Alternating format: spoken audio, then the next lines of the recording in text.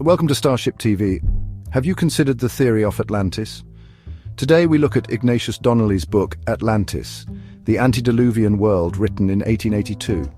Ignatius Donnelly wasn't content with Atlantis being a myth. He believed it was real. In his book, Atlantis, the Antediluvian World, he argues that Atlantis was an actual island continent. He places it in the Atlantic Ocean. Donnelly believed it was the source of all later civilizations. Donnelly didn't see myths as just stories. He saw them as echoes of real events. He believed ancient myths about floods and lost civilizations pointed to Atlantis' existence. He interpreted these stories as humanity's collective memory of a catastrophic event. Donnelly drew heavily on the work of the Greek philosopher Plato.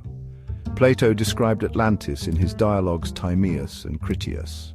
While many dismissed Plato's account as an allegory, Donnelly took it as a historical record. Today, many interesting studies concerning Earth changes around 12,000 years ago is making this account by Plato to be potentially true.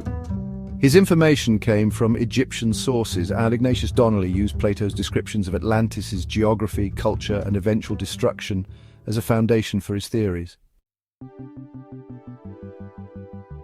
Donnelly's Atlantis wasn't just an island, it was the cradle of civilization. He believed the Atlanteans were highly advanced. They developed writing, metallurgy, and other key technologies.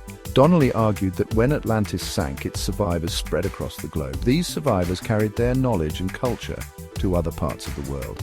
This, according to Donnelly, explained the similarities found in ancient civilizations across continents.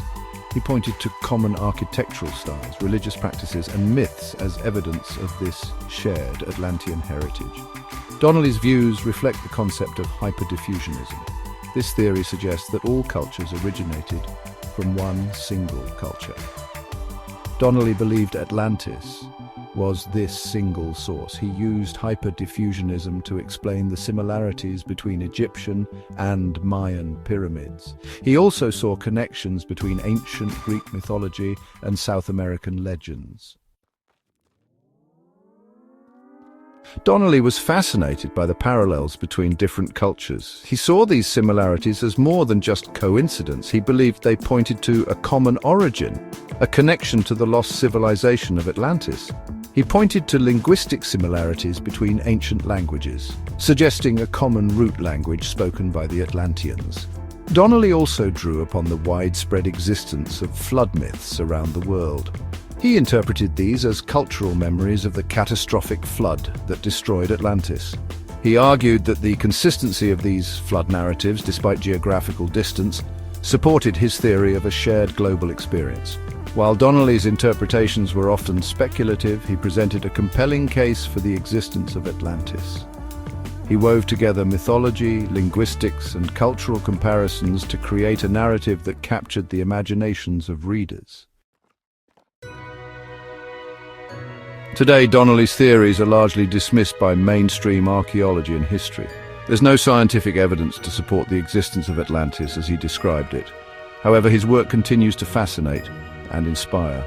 Atlantis, the antediluvian world, remains a popular read. It has influenced countless books, movies, and television shows. Donnelly's work tapped into a deep-seated human fascination with lost civilizations and the mysteries of the past.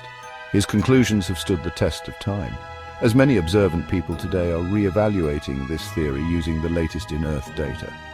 Donnelly's passion for exploration and his willingness to challenge conventional thinking continue to resonate with readers today. His work is a reminder of the value of human thought and the enduring allure of the unknown.